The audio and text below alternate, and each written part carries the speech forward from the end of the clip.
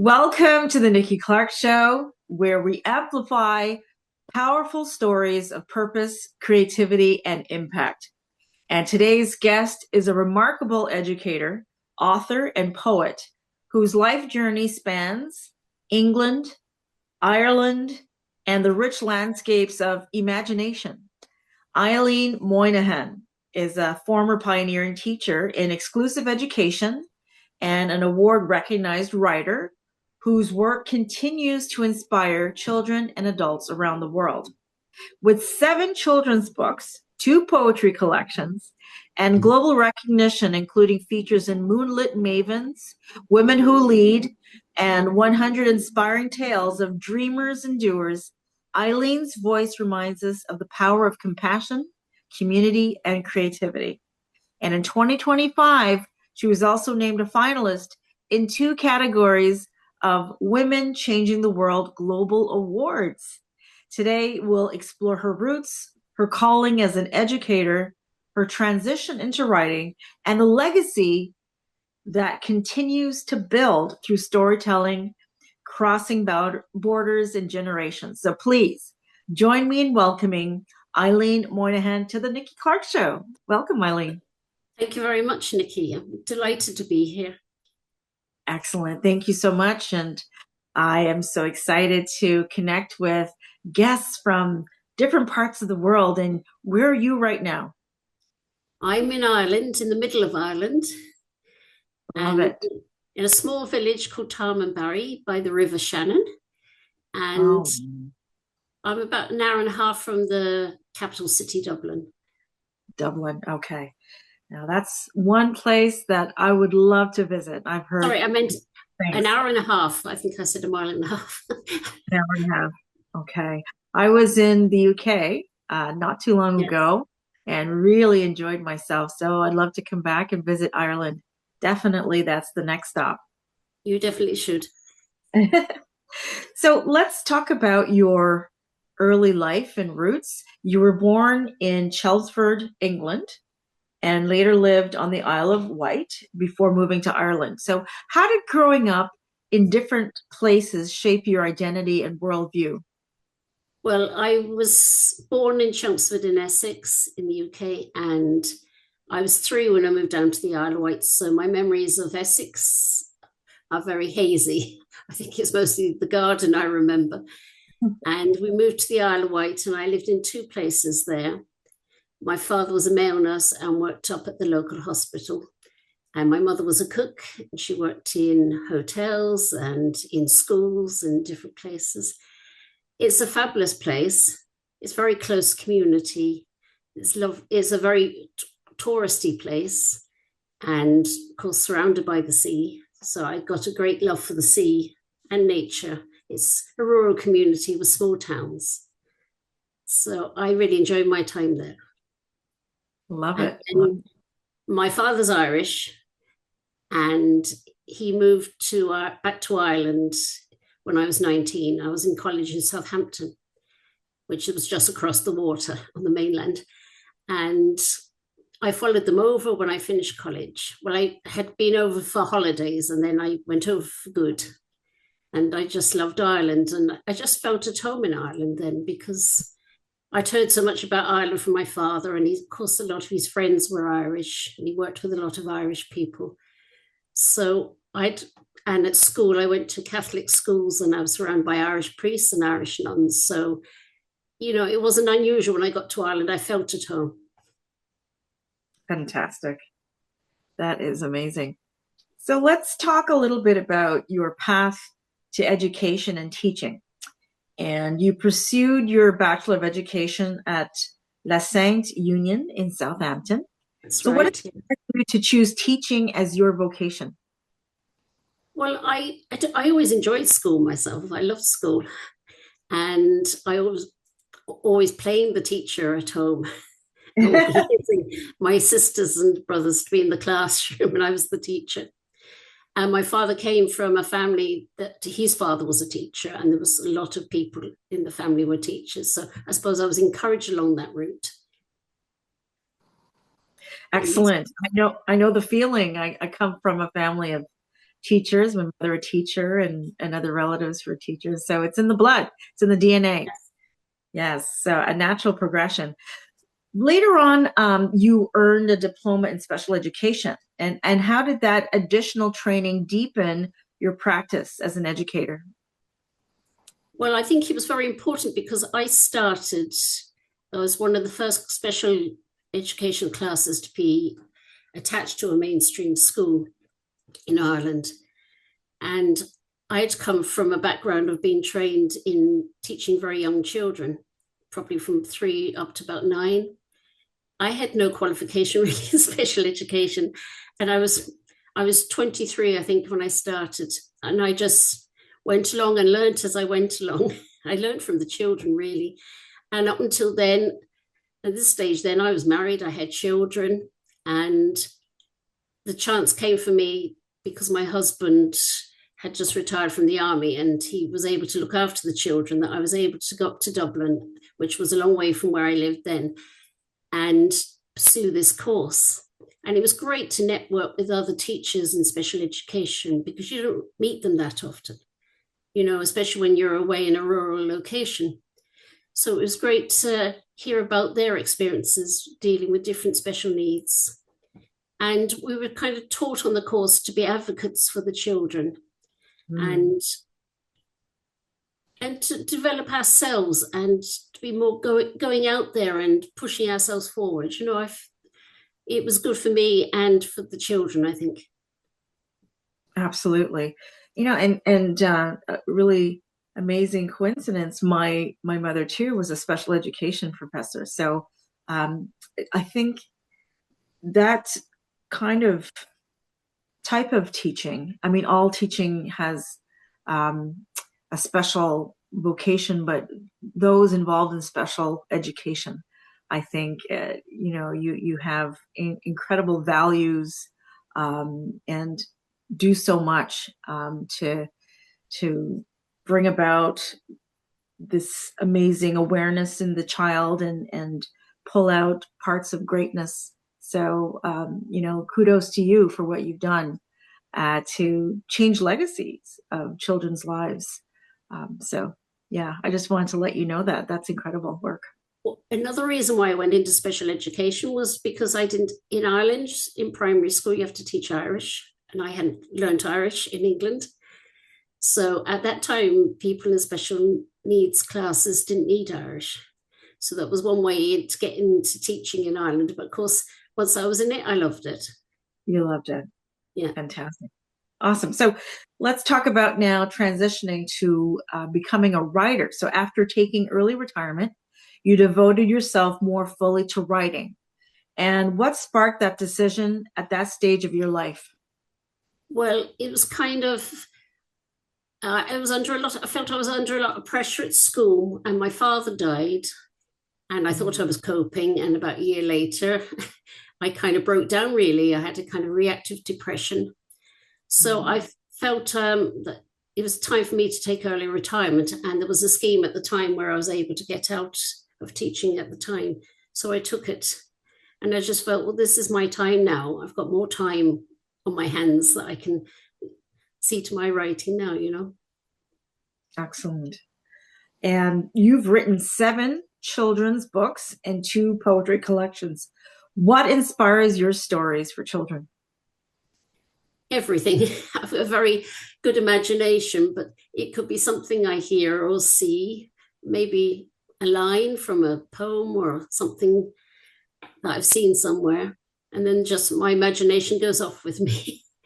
I mean, for one example, was a book I wrote was called The Wreck of the Hesperus. Some people might have heard of that, some people might not.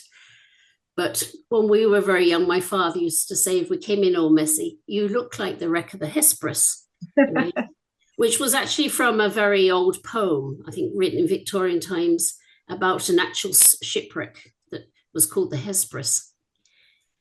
And I used to think, what is it? Is it a strange creature? What is the wreck of the Hesperus? So I thought I'd write a book about it from a little boy's point of view, thinking the same thing. And he meets this creature and they have fun together. So that's how it just goes off at a tangent. Fantastic. So let's talk about the poetry collection, Finding the Scribe. It Yes. reflects a deeper, more reflective voice. And what themes do you explore in that work? Sorry, just a note about it here. I'll just have a look. Sorry, can't find it now, but it's things like being a child, Mm-hmm. nature, moving on in life, moods of love. Those were some of the things I remember now. There's some themes. I write about anything really, but when I did the collection, I thought I tried to put them into different categories. Yeah, Excellent. Um, Now we have a mutual connection, Anila Bukhari, that's right. Yes, wonderful woman. And I understand that you co-authored Dream of a Girl that's with, right. so how did that cross-cultural collaboration unfold? Well, out of the blue, she contacted me on social media Mhm. and said, "Would you like to co-author a book with me?" So I said I would. So it's mostly her poems, but some of my poems as well are in there. And some, it is a nice collection of poetry, and it's meant to be like to inspire young girls, and it's about childhood and different experiences. I And love, she asked me to publish it, which I did, and it was a good collaboration. And we've been yeah, working together on lots of other projects as well since that time, you know. yes, yes. She's a great partner to work with. I'm She also working on some projects with her. So excellent. That is excellent. Um, so here's a question for you about creativity and imagination play in child's development. How do you think it supports a child's integration in society more broadly? Well, I think it's so important, creativity and imagination. I think it gets a child to explore things that they enjoy and inspires them to want to do more and to go, you know, and again, go off at a tangent, and you can develop your imagination in so many different ways. And they find their own talents and interests and go on Hmm. from there. And it's also an escape world for some children that need that security, who might be in a vulnerable position, you know. Mm, Hopefully, when it gives them self confidence too, when they can achieve things and enjoy it at the same time. absolutely. And what message do you hope children and readers take away from your books? Well, again, I hope they enjoy the imagination and creativity. Mhm. And I think there's a theme of nature running through my books because I do enjoy nature. And they're mostly cheerful kind of books and help that people are helping each other in my books. And they're usually kind of optimistic. So Mm, I just hope people enjoy them. And also, I do take in account as an ex-reader, I think of vocabulary, encouraging vocabulary and trying to stretch them a small bit. I love it. Fantastic. So in 2025, this year, you were a finalist in two categories of the Women Changing the World Global Awards. Congratulations. Thank you very much. You're welcome. And what did that honor mean to you? Well, I've felt, well, I suppose I had a kind of imposter syndrome that I don't deserve this. There's so many better people than me, that are inspiring leaders. But I mean, I was delighted that my name was put forward and I was accepted and made it all the way to the finals. It was a great Mhm. achievement. And a lot of the local people congratulated me. I was in the local newspaper. And, it was very uplifting and encouraging. But at the same time, Yes, you feel humbled. absolutely. No, that is an incredible achievement. So I just wanted to ask you, what projects are you currently working on? Well, I'm actually working with an artist called Stephen Fox in Australia. Again, we knew each other from online group, and he suffers from depression, and he lost a son to Sorry to depression. hear that. And his work, his art is therapy. It's lovely. It's very bright colors and everything. And somebody suggested to him that we should get together. So I responded to his works of art, and we're going to put a book together next year, and it'd be all based on mental health. So we're hoping that people will enjoy the poetry and art, and also it will help people with their mental health. That is wonderful and so needed. It is. Wonderful. Appreciate that. So how do you envision your legacy as an educator and a storyteller in the years to come? Well, I hope that I will be remembered by those I've taught and people I've come in contact with through my writing and teaching, that I did inspire them in some way or help them in some way, even if it was like to do up their a little boy told me one time that I could never do my shoelaces until you came, Mrs. Moynihan. So that was, to me, that was a sense of achievement, and he was delighted with it as well. So it's the small things that matter. So I'm just hoping that I do provide imagination and creativity to people, and that they'll have good memories of me.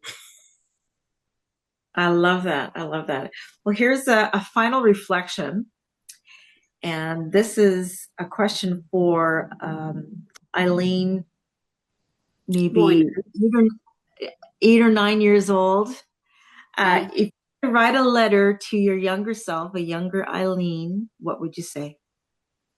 I would say keep persevering. Don't give up. Be yourself, and don't let other people put you down or try and keep you down. Be true to yourself. I think that's very important. I love that. Thank you so much, Eileen Moynihan. Thank you for your time today, and congratulations on all your achievements. I am excited to get a copy of the latest book that you have, the children's book. I love children's books. I collect them, and the poetry just sounds outstanding. And I'm looking forward to the next publication that you have. And where can people meet you on social media? Well, I'm on Facebook. I'm on Instagram. Yeah, I'm on TikTok too. I haven't done that for a while. I'm on most social medias, Okay, wonderful. I was going to say Twitter. I'm on X. You're on X, yeah, Twitter, formerly known as Twitter. Fantastic. But I say the place you'll find me most is Facebook. I don't know. It's my favorite. My favorite one. Okay. Yeah, mine is between Facebook and Instagram, but definitely I am going to check out your work and also look at what work you're doing on Facebook.